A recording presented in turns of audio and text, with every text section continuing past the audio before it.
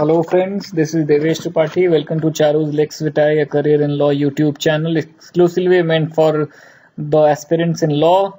We are going to prepare you for UPSC mains optionals as well as for law as well as for academic guidance for interviews as well as especially for CLAT 2019 is the crash course now, CLAT for sure, but for CLAT we are going to prepare you for both LLB as well as LLM. So something about the Charu's Lex Vitae YouTube channel. It is meant for the CLAT LLB preparation, LLB and LLM preparation, as well as for law optionals for UPSC mains. We'll be coming up with a course on law optional very soon, and then law optional for state civil services mains as well as interview guidance will also be available for civil services and judicial services examinations. So something about me, I'm a graduate from National Law University Lucknow. I'm a gold medalist and I got 27th rank in UPSC exams of CAP in 2012. I am now assistant commandant in SDSC Shar Sri Harikota. My interests include reading, cooking and playing tennis. Please share, review, subscribe and rate this YouTube channel and this particular lesson so that it reaches most of the people. So now we are starting with one of the most important topics, that is legal awareness for CLAT. And in we are coming with the second edition of Golden Points of Indian Constitution. Golden Points of CLAT for sure, crash course for CLAT 2019. So knowing about Indian Constitution. So Constitution of India was adopted on 26th November 1949 and it came into force on 26th January 1950. So because Purna Swaraj was to be declared by Jawaharlal Nehru in 1931 in the banks of Ravi River and on 26 January 1931. So that is why taking inspiration from that, though it was adopted on 26 November 1949, our constitution came into force on 26th January 1950, and that is why we celebrate our Republic Day on 26th January every year. B.R. Ambedkar was the chairman of the drafting committee of the constitution and B.N. Rao was the chairman of the advisory committee. Now Article 390 says that Indian constitution will be referred to as Constitution of India. So no other name can be given to it. It will always be named as Constitution of India under Article 393. More importantly, Indian Constitution consists of a preamble, 448 articles. Originally there were only 395 articles. Now it has increased to 448 articles. 22 parts are there and 12 schedules. So Indian Constitution is divided into a preamble, 448 articles, 22 parts and 12 schedules. Now we come to the preamble of India. So this is how somehow it is written in the original Constitution. So it consists of major words which include: we, the people of India, having solemnly resolved to constitute India into a sovereign democratic republic and to secure to all its citizens justice.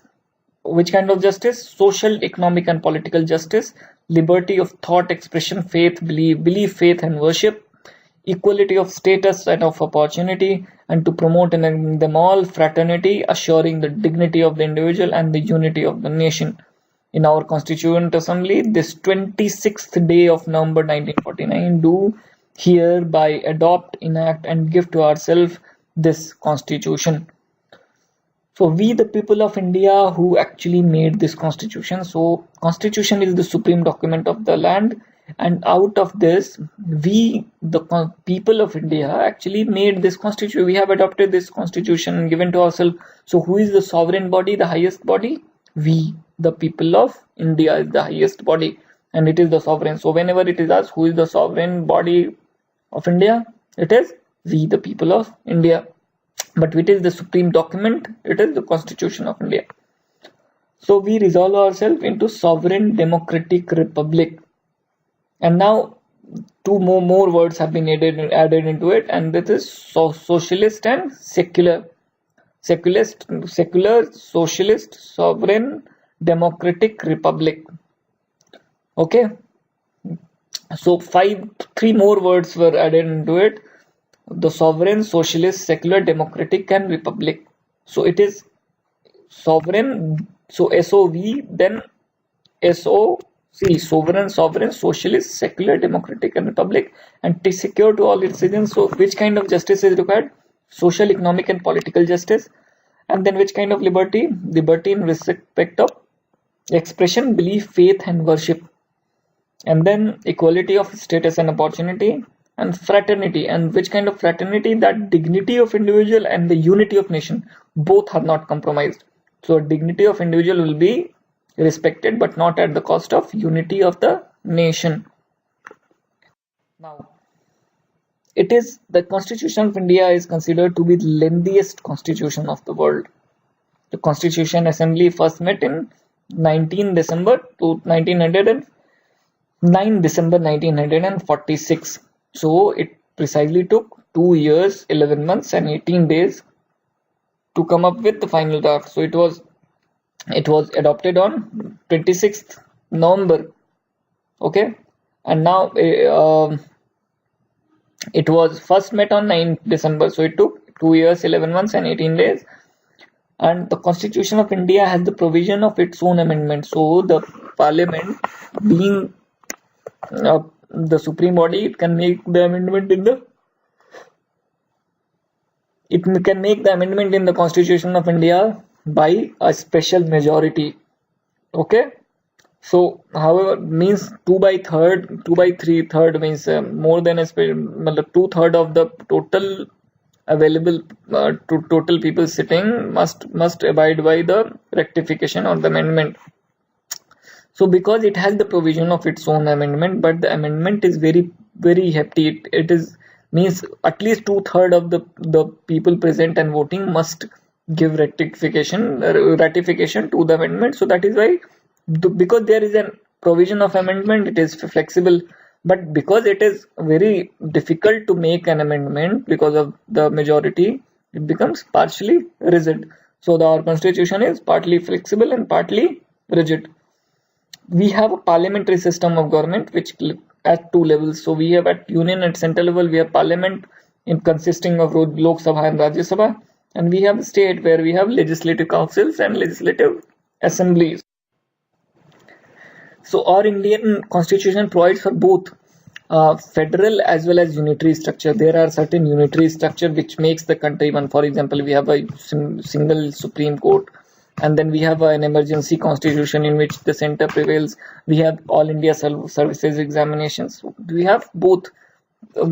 Then there are federal structures also. For example, a state can make their own laws. It has got its own subject.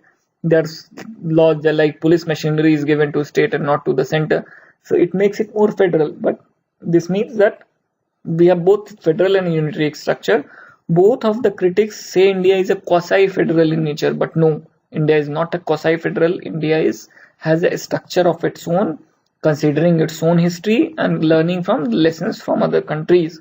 So Indian constitution is not quasi-federal. It is name given by one of the foreign literature, by one of the foreign author, but this name should not be given to Indian, because when we compare with American constitution, we say that some of the features are not there, so it is quasi-federal, but we should not tell it, because Indian constitution is a unique constitution, and it has its own salient features. So it is better than other constitution because it amends, and it is because of its own historical reasons that a certain type of provisions are added and certain types of provisions are omitted. Now, Indian constitution defines the powers of union and state. So there are defined powers, and it also contains the provisions limiting the power of the same. So we have both defining powers as well as the limiting powers in the constitution. And we have an independent status of the judiciary and provisions related to judicial review. So what is judicial review? Judicial review is the power vested in hand of judiciary to review the actions of legislature, executive, and the judiciary. So judicial review can check upon the overreaching of legislature and the executive. If executive goes beyond what it must do, beyond the constitution, anything which is done by the legislature and the executive which is beyond the constitution, the judiciary can seek and look into it and can invalidate certain overreaches. Okay. Then we have provisions for union territories. So there are territories which are centrally administered, not like states. And there are Indian constitution is also known as a bag of borrowings, because if some people say that they don't have their constitution has everything inspired from other things, they don't have anything of their own. But it is, positively talking, it is more like learning from the mistakes of others. So Indian constitution makers were learned enough to think what has worked better in which country, and they took all those things considering the Indian condition at that time. So it should not be taken as a bag of borrowing, but it should be taken as a smart workout, good homework done, so that the bad parts of anything is eliminated and the good parts of every constitution, every good practices are taken out from every country. So certain salient features and from where they have been taken. Indian constitution, it has a parliamentary type of government which is inspired from a United Kingdoms.